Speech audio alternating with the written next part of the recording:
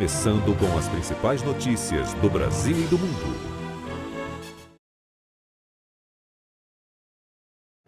Boa noite. Boa noite. O dia seguinte de um julgamento histórico. Em um discurso com jeito de campanha e sem apresentar provas, o ex-presidente americano Donald Trump questiona a condenação e ataca o rival dele nas eleições de novembro, Joe Biden. Israel e Estados Unidos apresentam uma nova proposta de acordo de paz para a faixa de Gaza. Rio Grande do Sul, bombas de alta capacidade começam a drenar a água no aeroporto Salgado Filho. Com a ajuda de drone importado da Alemanha, o IBAMA vai mapear as cidades atingidas pela enchente que decretaram calamidade pública no estado. Eldorado do Sul é a cidade gaúcha mais afetada pela enchente.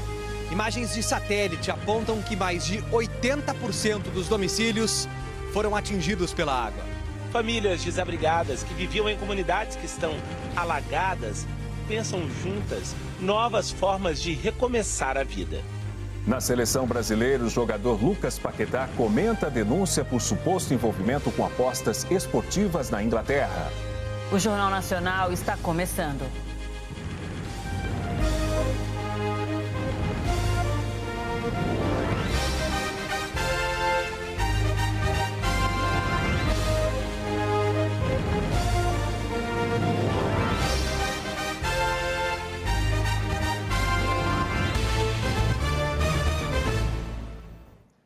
O ex-presidente americano Donald Trump voltou hoje a criticar a condenação dele por fraude num tribunal de Nova York. No dia seguinte ao julgamento histórico, Trump fez um discurso para o eleitorado dele. Atacou o juiz do caso e o atual presidente Joe Biden. A campanha de Donald Trump voltou para a Quinta Avenida de Nova York, onde a torre simboliza o império do empresário e sua estreia na vida política, quando Trump desceu as escadas douradas para anunciar sua candidatura. Na época, pouca gente levou a sério. Hoje, não há dúvida, o trumpismo continua sendo um dos principais movimentos políticos dos Estados Unidos. Dentro da Trump Tower, o ex-presidente falou por 33 minutos para jornalistas e apoiadores. Confirmou que vai recorrer na justiça contra o veredito anunciado ontem. Atacou a promotoria do caso e as testemunhas que depuseram contra ele. E voltou a dizer que o julgamento foi manipulado e corrupto, sem apresentar provas, e reclamou. O juiz não nos permitiu ter testemunhas, ele não nos permitiu falar, o juiz é um tirano, disse Trump. Mas a defesa de Trump convocou testemunhas, 2, e Trump teve a oportunidade de se pronunciar formalmente no tribunal, mas preferiu o silêncio.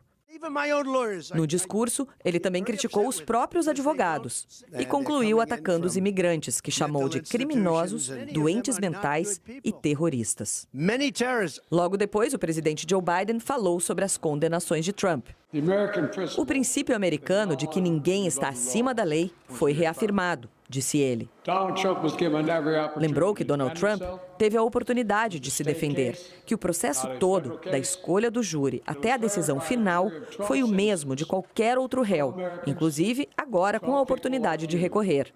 E que depois de analisar as evidências por 5 semanas, foram os 12 jurados que decidiram pela condenação. É imprudente, perigoso e irresponsável para qualquer um dizer que foi um processo manipulado, só porque não gostou do veredito, disse Biden. Desde ontem, políticos do partido de Trump demonstram apoio ao ex-presidente, dizendo que a justiça foi usada pelos democratas para perseguir Donald Trump. A narrativa de condenação sem provas foi repetida por aliados do ex-presidente pelo mundo, como o Kremlin, que disse que o governo Biden está usando todos os meios legais e ilegais para se livrar de rivais políticos. Isso dito pelo porta-voz de Vladimir Putin, que se reelegeu há 2 meses, sem oposição. Os países aliados dos Estados Unidos escolheram não se pronunciar, até porque podem ter que lidar com Donald Trump no ano que vem, caso ele volte à Casa Branca. Depois de mais de 6 semanas em Nova York para acompanhar o julgamento quase diariamente, Donald Trump saiu exatamente de onde tudo começou 8 anos atrás para girar o país em campanha eleitoral. O primeiro candidato à presidência dos Estados Unidos condenado criminalmente na justiça. Os 2 lados vão tentar tirar proveito disso. A campanha de Trump já atualizou o site oficial, dizendo: "Eu sou um prisioneiro político" e "nunca se renda". A campanha anunciou que conseguiu levantar quase 35 milhões de dólares em doações depois do anúncio das condenações, um recorde. Já a campanha de Biden vai usar o veredito para atrair eleitores indecisos, que podem se tornar decisivos no dia 5 de novembro. A condenação não impede que Donald Trump se candidate à presidência nas eleições de novembro. Mas a sentença que vai ser determinada pelo juiz terá consequências para a campanha e até para o governo de Trump em caso de vitória.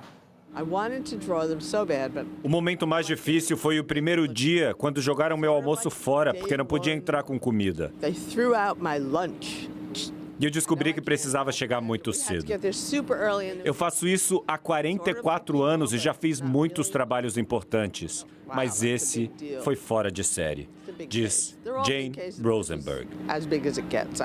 Ela foi os olhos do mundo durante o julgamento histórico. O acesso dos fotógrafos e até dos repórteres era muito restrito. O giz dela mostrou o depoimento de testemunhas importantes como a ex-atriz pornô Stormy Daniels, que disse que Trump tinha tido sim um caso com ela. E também do ex-advogado de Donald Trump, Michael Cohen, que contou que foi ele quem pagou $130 mil do próprio bolso para que a atriz não contasse a história para um tabloide. Só que na hora de devolver o dinheiro para o advogado, Donald Trump falsificou o registro fiscal. Para a acusação, isso significa que ele tentou enganar o povo americano para se eleger presidente. Esses 12 jurados concordaram. Jane conta que adoraria pintar seus rostos, mas que, por confidencialidade, fez apenas os borrões. Esse júri não decide, entretanto, qual vai ser a pena do ex-presidente. Quem vai decidir é o juiz Juan Merchan, aqui também esboçado por Jane. Será no dia 11 de julho. Será o clímax desse julgamento, em que veremos os advogados implorando para que Trump não seja preso, contou ao Jornal Nacional Bennett Gershman, professor de Direito da Universidade Pace, em Nova York. Ele explicou que a defesa poderá entrar com recurso antes disso, mas que essa data dificilmente mudará. Ele explica que a sentença poderá ser uma multa, pode ser prestação de serviços comunitários ou prisão domiciliar, mas que, na opinião dele, o que vai acontecer é que Donald Trump vai cumprir pena numa prisão estadual. Essa não é a opinião da maioria dos analistas que levam em consideração o fato de Donald Trump ser réu primário e também de ter idade avançada, ele tem 77 anos. Mas o professor Gershman tem experiência e elenca os seus motivos. Em primeiro lugar, ele explica que já acompanhou centenas de casos muito parecidos de chamados crimes de colarinho branco, em que os condenados foram para a cadeia mesmo. Ele acrescenta que Donald Trump passou as últimas semanas pintando como vilão o sistema judiciário, atacando o juiz, e que pessoas que se importam com a lei e a ordem têm que prezar pelo sistema judiciário, porque sem ele não há democracia. E que por isso é muito plausível que o juiz imponha uma pena dura.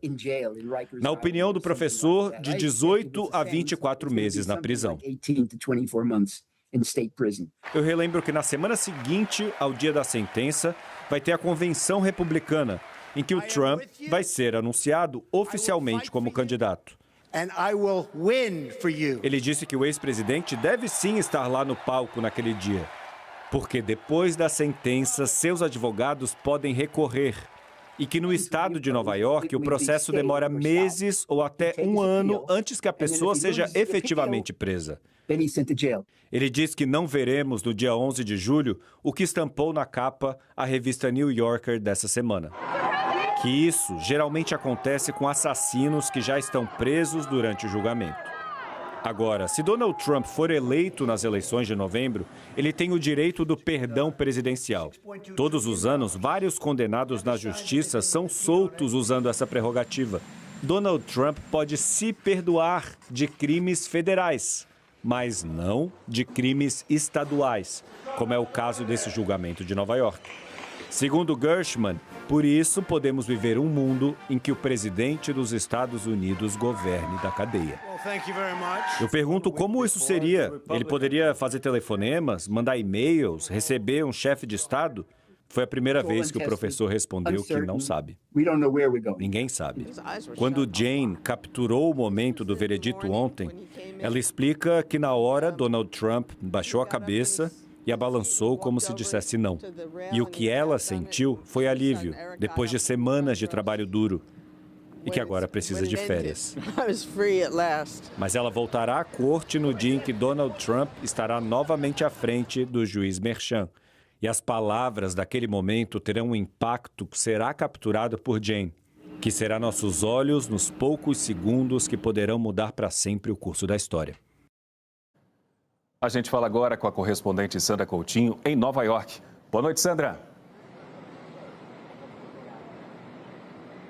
Boa noite, Márcio, Aline, boa noite a todos. Olha, logo depois do pronunciamento, Donald Trump deixou a Trump Tower aqui atrás de mim e não teve nenhum compromisso oficial de campanha. Até o dia 11 de julho, quando o juiz do caso, Juan Merchan, vai proferir a sentença, o ex-presidente está livre para ir onde quiser e continuar a fazer comícios. Uma pesquisa divulgada hoje pela agência de notícias Reuters mostrou que Donald Trump e o presidente Joe Biden permanecem tecnicamente empatados na corrida presidencial. Biden tem 41% das intenções de voto e Trump 39%. Entre os eleitores independentes que não são filiados a nenhum partido, um quarto disse que pode mudar de voto com essa condenação. E isso pode decidir a eleição. Além de ser considerado culpado das 34 acusações por fraudes financeiras ontem, aqui em Nova York, o ex-presidente ainda responde a mais 3 processos criminais. Na Flórida, onde tem a residência eleitoral, ele é acusado de armazenar indevidamente documentos secretos que retirou da Casa Branca depois de deixar a presidência. Na Geórgia, vai responder por pressionar autoridades eleitorais a fraudar a votação e reverter o resultado que deu a vitória a Joe Biden no estado. E na capital, Washington, Trump é acusado de incitar apoiadores a invadir o Capitólio para impedir a certificação do resultado da eleição de 2020. E é só nesse último que Trump pode ser impedido de se candidatar, caso seja condenado. Aline, Márcio. Obrigado, Sandra. O presidente Joe Biden apresentou hoje uma proposta de acordo de paz para acabar com o conflito na faixa de Gaza. Um plano de cessar-fogo permanente e com o aval de Israel. Foi com essa novidade que o presidente americano falou para jornalistas na Casa Branca. O Hamas não é mais capaz de realizar outro ataque terrorista como o de 7 de outubro, disse Joe Biden. Destruir a força militar do Hamas era uma condição israelense antes de qualquer negociação. O plano em 3 fases prevê um cessar-fogo, a libertação dos reféns israelenses pelo Hamas e de prisioneiros palestinos por Israel. As tropas israelenses também deixariam o território de Gaza e os palestinos que saíram de casa no conflito, mais de 2 milhões, voltariam para suas casas. Biden disse também que os Estados Unidos estão comprometidos com a reconstrução de Gaza, começando por casas, escolas e hospitais. O conflito começou em 7 de outubro, quando terroristas invadiram Israel e mataram 1.200 pessoas. 120 reféns ainda estão em poder do Hamas. A operação israelense para destruir o grupo terrorista deixou até agora mais de 36 mil mortos do lado palestino, segundo o Ministério da Saúde do Hamas. O grupo terrorista Hamas afirmou que vê a proposta como positiva e está disposto a discutir o plano, mas não deu uma resposta definitiva. O governo israelense disse que está de acordo com os termos da proposta. Falta agora saber detalhes sobre os próximos passos. Por exemplo, quando Israel e Hamas vão voltar à mesa de negociações. O secretário-geral da OTAN minimizou as novas ameaças russas feitas depois que os aliados da Ucrânia permitiram o uso das armas fornecidas por eles em ataques contra o território russo. Jens Stoltenberg declarou que a autodefesa não significa escalar o conflito e que a Rússia ameaça os aliados ocidentais da Ucrânia desde o início da guerra. Hoje, a Alemanha também autorizou o uso das armas pela Ucrânia. Ministros da Aliança Militar Ocidental, reunidos hoje em Praga, fizeram questão de afirmar que os ataques devem se restringir às bases usadas pelos russos na ofensiva sobre Kharkiv. A segunda maior cidade da Ucrânia fica a 30 quilômetros da fronteira com a Rússia. Há exatos 15 anos, um acidente marcava a aviação internacional. 228 pessoas morreram na queda do avião da Air France entre o Rio e Paris. O jornalismo da Globo reconta essa história na série original Rio-Paris, a tragédia do voo 447, que estreia hoje no Globoplay. A série, em 4 episódios, dá detalhes da viagem interrompida no dia 31 de maio de 2009. O avião caiu cerca de 4 horas depois de decolar, matando todos os passageiros e tripulantes a bordo. O documentário ouviu parentes, técnicos que participaram das investigações, especialistas em aviação e jornalistas que cobriram o caso. E recuperou diálogos das caixas pretas. As conversas da tripulação foram dubladas e transcritas.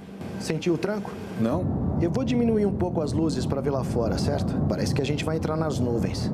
E os momentos antes da queda, recriados com recursos tecnológicos. A série mostra uma sequência de falhas e de procedimentos depois que os tubos de pitot, sensores de velocidade que ficam do lado de fora da aeronave, congelaram e deixaram de enviar informações para a cabine. Em abril do ano passado, a justiça francesa absolveu a companhia Air France e a fabricante de aviões Airbus pelo desastre do voo 447 por falta de provas que ligassem diretamente as empresas ao acidente. A promotoria francesa recorreu da decisão. A seguir, o panorama das cheias no Rio Grande do Sul. Drones vão mapear as cidades atingidas para orientar a reconstrução.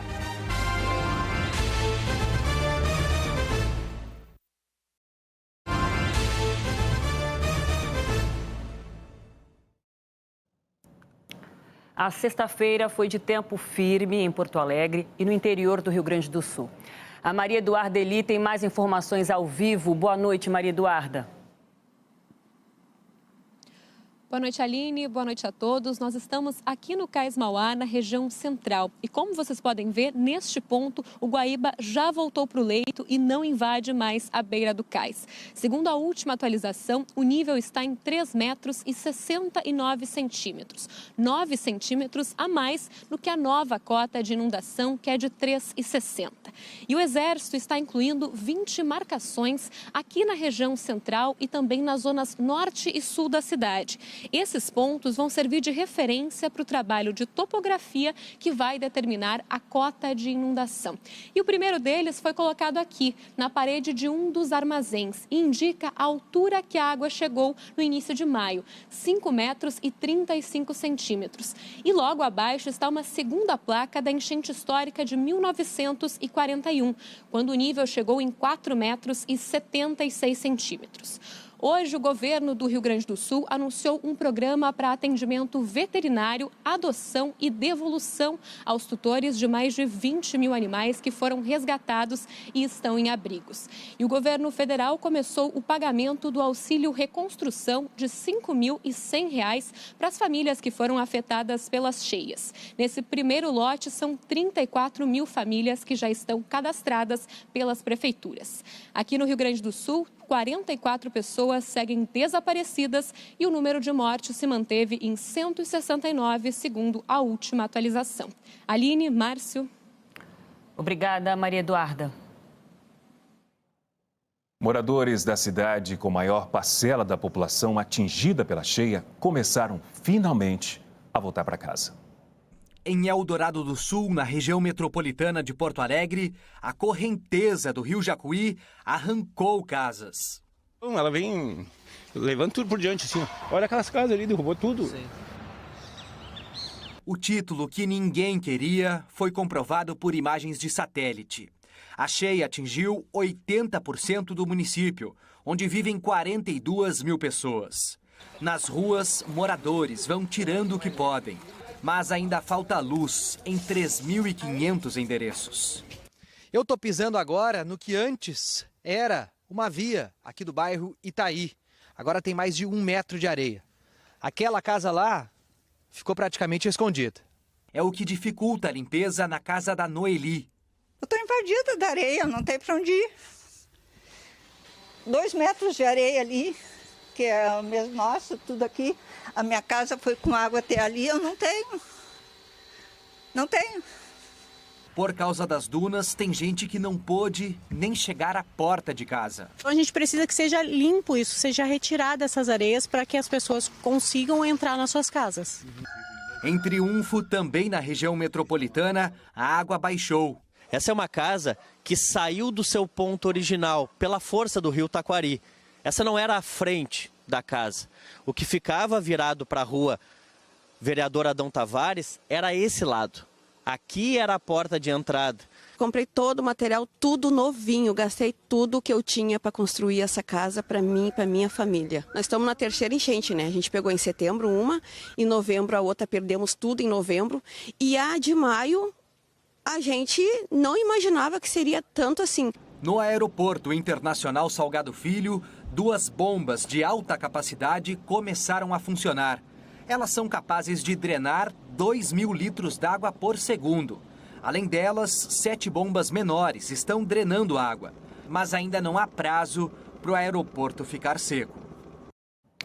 O IBAMA começou hoje a mapear com drones cidades atingidas pelas enchentes. As imagens vão ser usadas para ajudar a orientar a reconstrução. Essa é a primeira missão do drone. O equipamento lembra um avião, foi importado da Alemanha e chegou em abril ao Instituto Brasileiro do Meio Ambiente. Esse equipamento ele faz uma decolagem vertical, não precisa de uma pista de decolagem, então ele pode decolar de uma área bastante pequena e depois então ele voa como um avião, então pode cobrir uma área bastante extensa. Ao todo, 12 drones e 8 pilotos vão mapear as cidades atingidas pelas enchentes no Vale do Taquari. Depois, repetir o trabalho em todas as cidades que decretaram calamidade pública no Rio Grande do Sul. Hoje, segundo a Defesa Civil, são 95 em todo o estado. Cada drone vai capturar milhares de imagens que vão ser abertas num programa de computador especial em Brasília. O Jornal Nacional conseguiu com exclusividade algumas das imagens captadas hoje. Esse produto que a gente depois vai entregar então para a Defesa Civil, que vai ser utilizado então para eles poderem fazer o planejamento de reconstrução, enfim, para poder detalhar todo o trabalho que eles precisam executar. O voo dura cerca de 1h30, mas depende muito do tamanho da área. A rota é definida e programada nesta base. Hoje, os drones foram lançados em São Valentim do Sul e Roca Salles. O trabalho é em parceria com a Defesa Civil e o Escritório de Desenvolvimento de Projetos do Rio Grande do Sul. Assim que o mapeamento estiver pronto, a Defesa Civil vai fazer um comparativo das fotos aéreas de agora com imagens de satélite de antes das enchentes.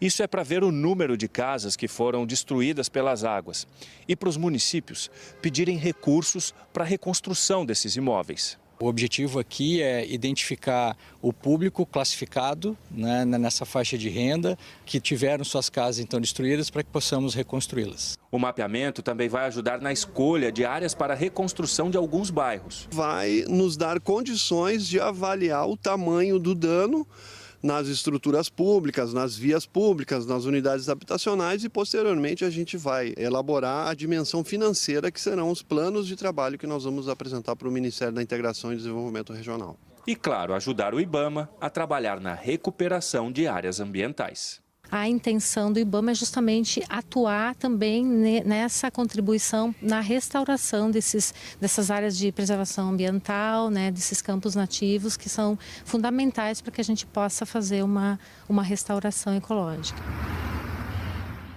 Quase 40 mil pessoas continuam em abrigos no Rio Grande do Sul. E um mutirão do Tribunal de Justiça está dando acolhimento a essas pessoas que precisam recomeçar.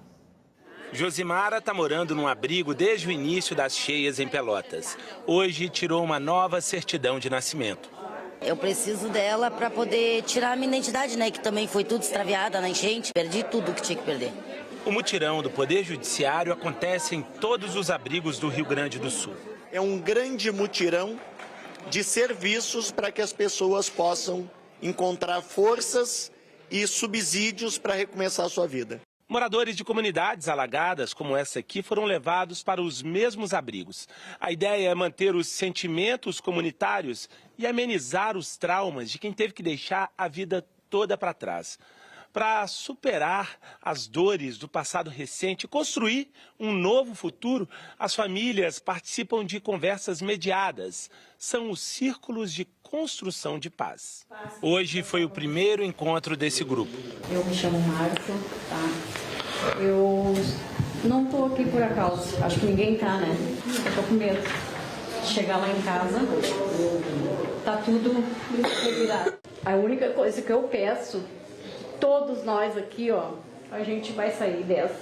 Eu passo a minha palavra para a moça aqui. Tenho medo de voltar, então as gurias foram lá, eu disse para as gurias que eu não vou. Eu vou ir só no último dia, quando eu começar a tirar tudo para fora e colocar fora e começar do zero de novo.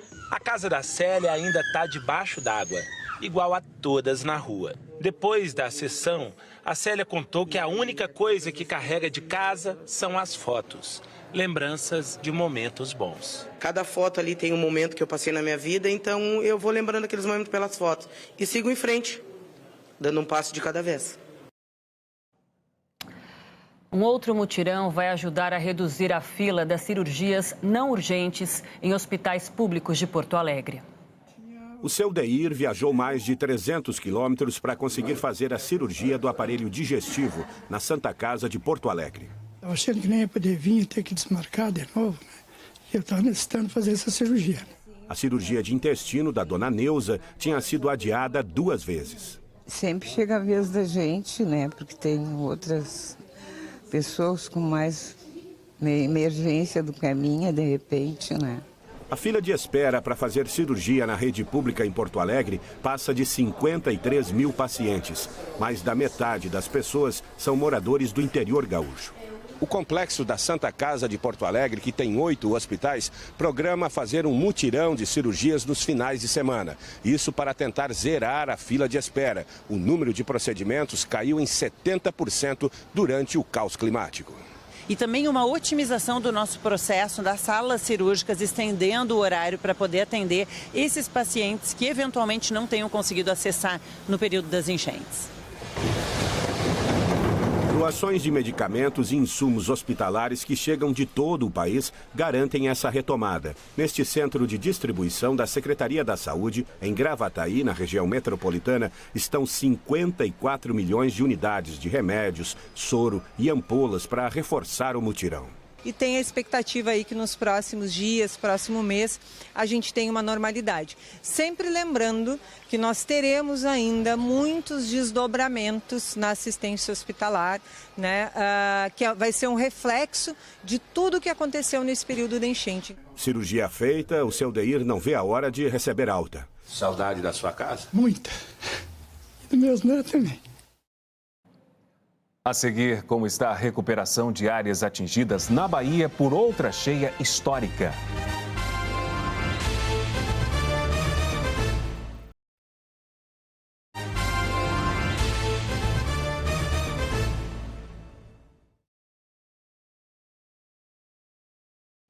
Na Índia, ao menos 50 pessoas já morreram em decorrência da onda de calor extremo. A temperatura na capital Nova Delhi chegou a quase 53 graus Celsius. A situação é agravada pelos apagões de energia e pela falta d'água. O nível do rio Yamuna, que abastece a capital, está baixo. Moradores fazem filas para conseguir água de caminhões-pipa. Hora de ver como fica o tempo aqui no Brasil amanhã. Boa noite, Eliana Marques. Boa noite, Aline, Márcio, e boa noite para você. Junho começa frio nas áreas em azul no mapa. Mínimas de 9 graus em Curitiba, 11 em Porto Alegre, 12 em São Paulo, 13 em Florianópolis e Belo Horizonte, 14 no Rio de Janeiro e em Brasília. Em Goiânia e Campo Grande, 16. À tarde, nada de calor no sul. Nas capitais da região, máximas de 20 a 22 graus. Em São Paulo e Vitória, temperaturas amenas, 23 e 25. No Rio, em Aracaju, em Rio Branco e em Campo Grande, 28 e 29 graus. Os termômetros alcançam os 34 em Cuiabá, Teresina e Palmas.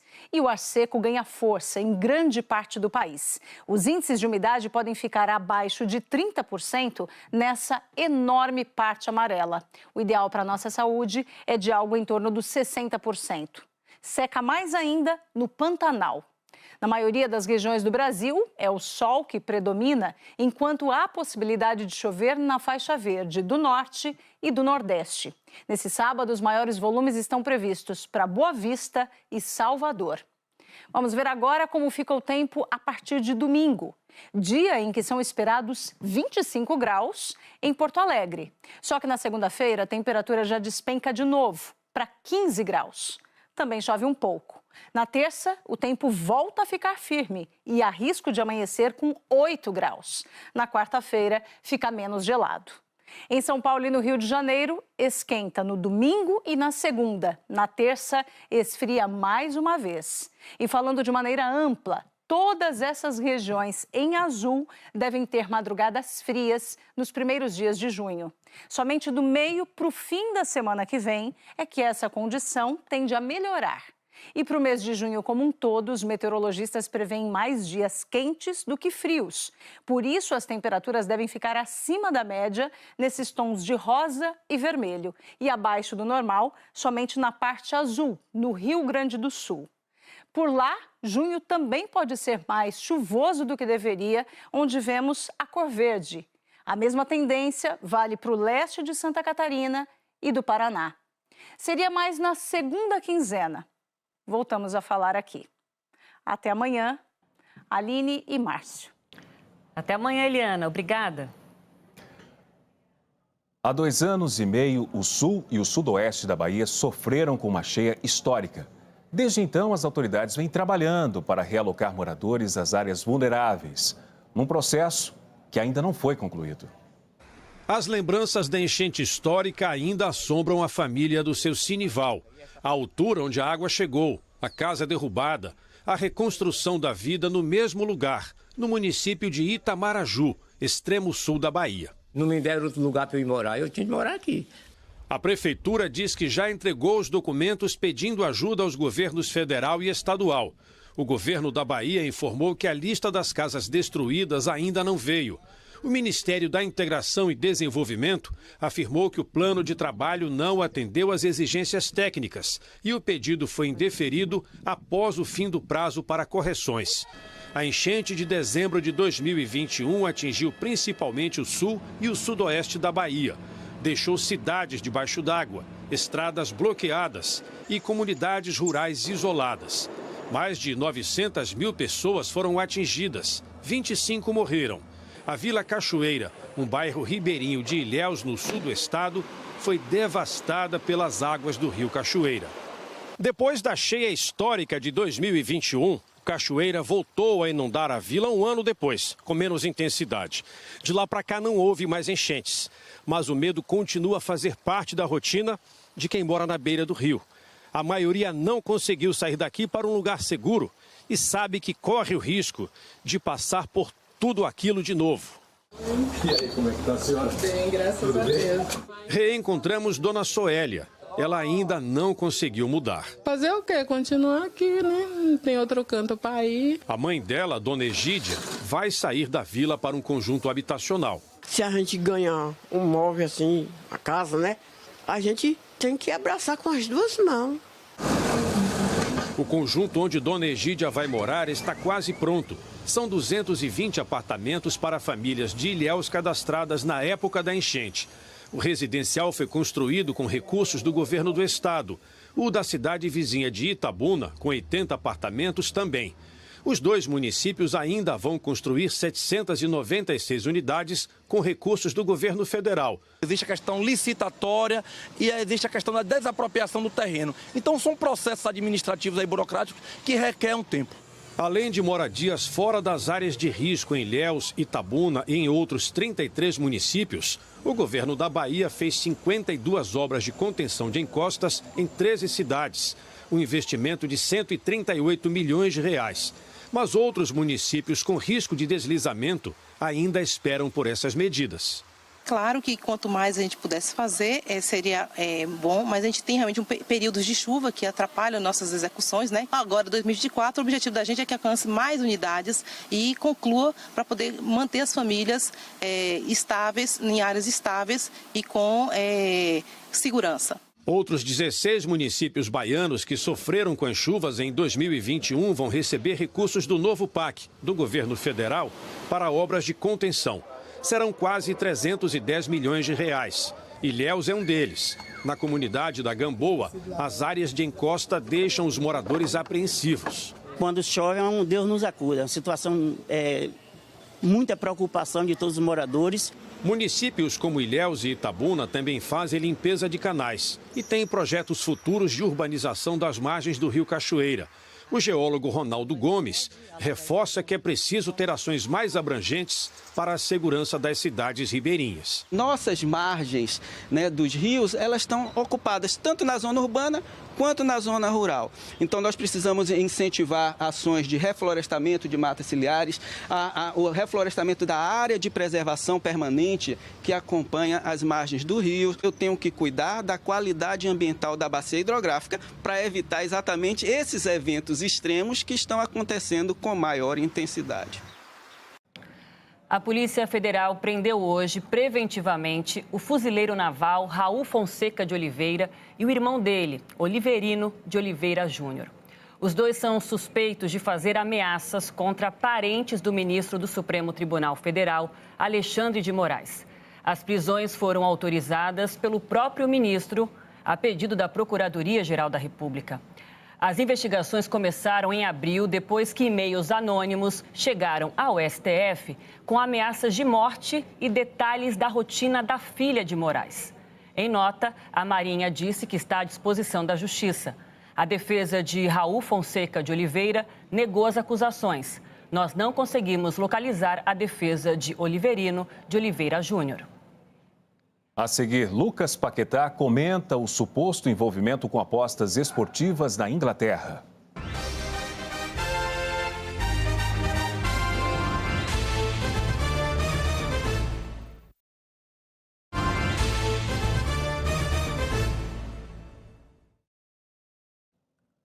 O brasileiro Ítalo Ferreira venceu a etapa do Tahiti do Circuito Mundial de Surf.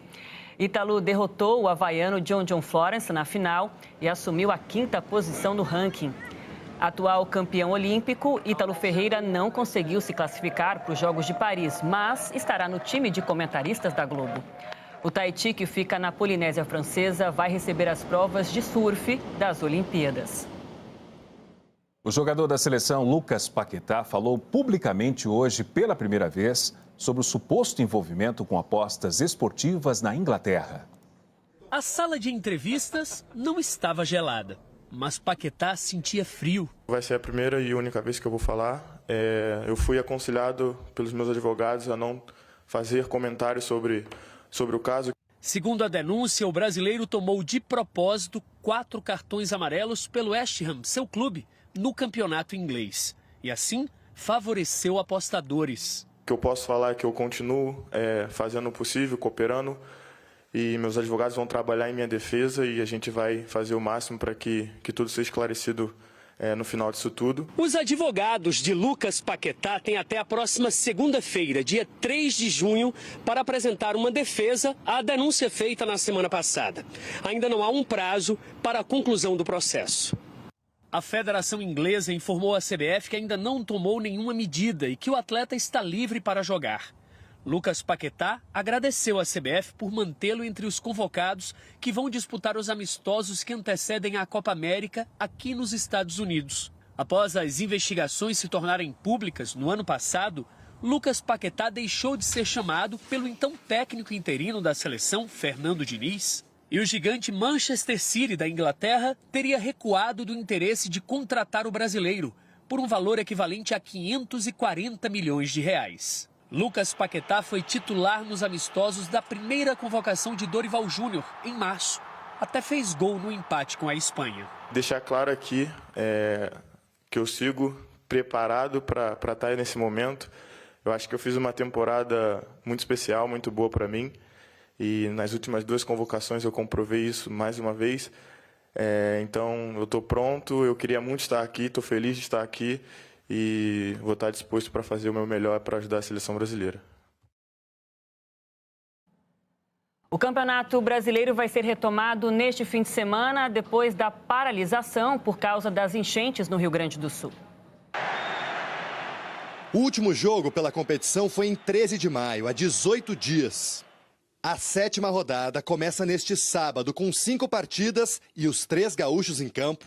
Grêmio, Internacional e Juventude atuaram no Brasileirão pela última vez ainda no mês de abril, pela 4ª rodada. Os 5 jogos adiados envolvendo os clubes do estado serão em setembro. A dupla Grenal foi a mais atingida. Os estádios e os centros de treinamento dos clubes ficaram alagados. Enquanto o Inter iniciou o replantio do gramado e planeja voltar para o Beira-Rio em agosto, o Grêmio já considera a possibilidade de não jogar mais na sua arena este ano. O Juventude tem condições de seguir mandando seus jogos em Caxias do Sul. O estádio Alfredo Jaconi e o aeroporto da cidade não sofreram danos. O time da Serra não entra em campo desde 28 de abril. A volta do futebol para Grêmio e Inter precisou ser em outros estados. Os colorados inicialmente escolheram Barueri e Criciúma para atuarem como mandantes. Os gremistas adotaram o estádio Couto Pereira, aqui em Curitiba, como casa temporária. Voltar é possível? Impossível é esquecer o que acontece no Rio Grande do Sul. O técnico Renato Gaúcho e os jogadores dedicaram as vítimas da enchente à vitória do Grêmio sobre o Strongest da Bolívia pela Libertadores no meio de semana. O Grêmio não vai ter sossego nesse sentido aí. Cada 3 dias é uma viagem, é um jogo, é um hotel diferente. Com manchas no uniforme simulando lama, o Inter chamou atenção para a tragédia gaúcha na derrota para o Belgrano da Argentina pela Copa Sul-Americana na terça-feira. Do ritmo de jogo à distância de casa, dos aspectos físicos aos psicológicos, serão muitos os desafios dos times gaúchos nesta retomada do Brasileirão. O Globo Repórter de hoje atravessa o 2º maior país do mundo a bordo de um trem. Vamos cruzar o Canadá da costa leste à costa oeste. É um mergulho sem volta. E você vem com a gente. Quando vai batendo o cansaço, está chegando a hora de descansar, surgem camas que estavam escondidas na parede e no teto. A neve eterna nas montanhas rochosas. Vou confessar, eu e o meu cinegrafista, nós estamos vendo neve pela primeira vez de pertinho. Caraca, mulher! E quantas histórias de superação. O goiano que começou como pedreiro e agora vive da arte. E o pernambucano do Agreste, que chegou com uma mochila nas costas e hoje comanda uma das confeitarias mais disputadas de Vancouver. É hoje, no Globo Repórter. E depois do Globo Repórter, tem sessão Globoplay e Jornal da Globo. Uma boa noite. Boa noite e até amanhã.